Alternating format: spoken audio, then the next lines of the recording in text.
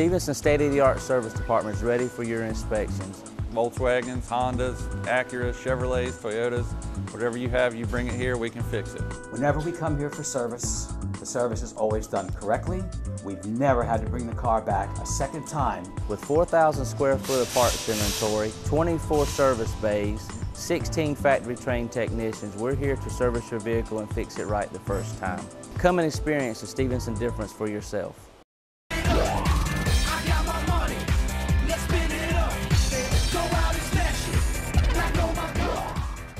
Cheerleading is competition, physically and mentally tough, life, 100%, dedication, hard work, teamwork.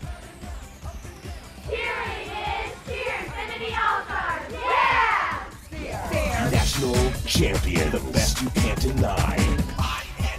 INFINITY.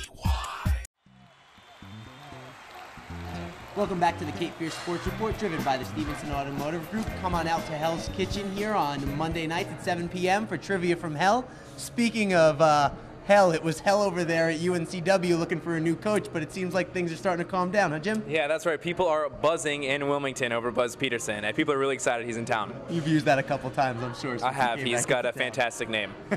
Buzz Peterson comes to UNCW from Appalachian State. It was almost 80 days they were searching for a coach over there. What are your thoughts on the new coach in town? Yeah, people seem to be really excited that he's here. The process did take a little longer than people would like, but I think ultimately the right guy is in the right job, and people are excited about it. Now, the initial offer was to Ed Conroy, the coach from the Citadel. He was getting offered about $200,000 for the job. There's quite a bit more for Buzz Peterson on the table. What are your thoughts on that? I mean, you're paying tuition over there. That's right. Buzz Peterson will be making roughly $435,000 for the next 5 years. It's a big contract comparatively to Benny Moss's contract and the one that we were offering Ed Conroy. However, comparatively to the rest of CAA, it's only about middle of the road. It's kind of the contract you need to pay if you're trying to get a legitimate coach in Division I basketball, so I'm not too shocked to buy it, no. The knock on Buzz Peterson coming into this coaching job here is the fact that he bounced around a lot. He was at App State, he was with the Bobcats, he was with Tennessee. What are your thoughts on the longevity of this contract? I mean, it's 5 years. That's a significant period of time. Yeah, that's true. I mean, he's known for a guy for jumping around a little bit. He doesn't like to stay in one position. But there's a clause in his contract that says that he basically has to stay or he's going to be paying UNCW a ton of money. If he's not UNCW's coach on June 1st, if he takes another job in 2011, he's going to have to pay $500,000 to the university. And each June 1st after that, it goes down $100,000. So it's a huge clause in the contract that says you better be here or you're going to pay.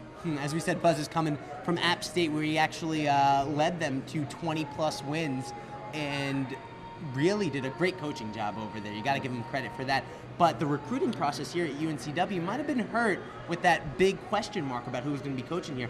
What do you think this is going to mean for the team and the players coming next year? Exactly. And when a coaching search goes on as long as this one did at UNCW, players tend to transfer, recruiting struggles. But luckily for UNCW, the entire team is intact, nobody transferred, and it looks like the recruiting's starting to gain a little bit of stability. The lone recruit the UNCW has coming in 2010, Tanner Milson, has declared that he will come to UNCW after that period of uncertainty. So with that sharpshooter from Texas, will be playing for UNCW next year. And it sounds like a couple of the recruits from App State are going to make their way over to UNCW too. Buzz Peterson's going to bring them over to Wilmington as well. So it looks like things are starting to get a little bit more stable over at UNCW. Do you think they'll end up filling the open scholarship spots that they have right there now? Yeah, they may. UNCW also might go down the junior college route, get a couple of JUCO transfers in there to fill those spots. Really, you can't recruit too much for the 2010 class. That class is pretty much already all gone up. But 2011 is still available. But again, I think they're going to go down the junior college route.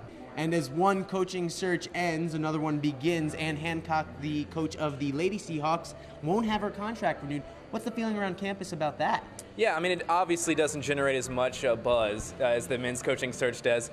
But again, she put in 10 seasons of work at UNCW, and she will be missed. But hopefully it won't last as long as the men's coaching search did. All right, Jim, what else is going on around campus? Well, let's take a look at the rest of our Seahawk Roundup.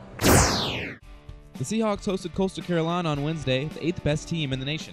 UNCW lost 20-1 earlier this month to Coastal, and Coastal pounced on UNCW early. In the 6th, the Chanticleers are up 5-1, and a soaring pop fly drops past 2 Wilmington defenders and turns into a triple for Coastal. But the Hawks rally in the bottom half of the inning. With the bases loaded and nobody out, Michael Bass comes to the plate and hits a sac fly to deep right, bringing in Robbie Monday.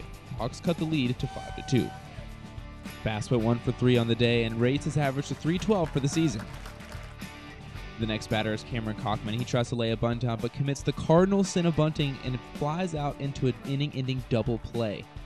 The Hawks struggled all night bringing runners home. UNCW left 10 runners on base for the game.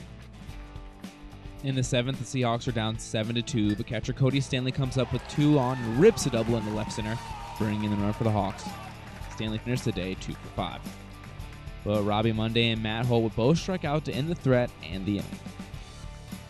The Seahawks would fail to make a late inning comeback, and the loss drops UNCW's record to 22-16 and 13-12 at home.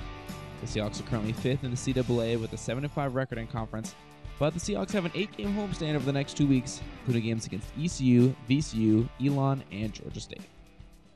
The Seahawks softball team faced NC State Wednesday for a doubleheader, but lost both games 2-7 and 4-15. That drops the Seahawks record to 8-35 for the season. The women's golf team finished last weekend's CAA championships with a 3rd place finish. The Hawks shot a final round .315, but it wasn't good enough to edge out defending champion Georgia State. The UNCW victory would have meant the Hawks would have participated in the NCAA championships, hosted in Wilmington's Landfall Country Club. And congratulations to Rob Anderson and Caitlin Kersteyer of UNCW Swimming. Anderson earned CAA Swimmer of the Year honors after leading the Hawks to their 9th straight title, and Kersteyer was named CAA Women's Swimming Scholar Athlete of the Year for performances both in the pool and in the classroom. The 2 seniors leave UNCW as 2 of the program's best swimmers. You can check out the baseball and the softball teams on campus this week. Baseball plays ECU and VCU, and softball takes on George Mason on May 1st. Still to come on the Cape Fear Sports Report, we'll break down this year's NFL Draft. But that brings us to today's trivia question. We want to know how many #1 overall draft picks are currently in the NFL Hall of Fame. Email your answers to capefearsportsreport@gmail.com. First correct answer will win a 4-pack of tickets to see the Wilmington Sea Dogs in action at Trask Coliseum. Stay tuned, plenty more still ahead. You're watching the Cape Fear Sports Report, driven by the Stevenson Automotive Group.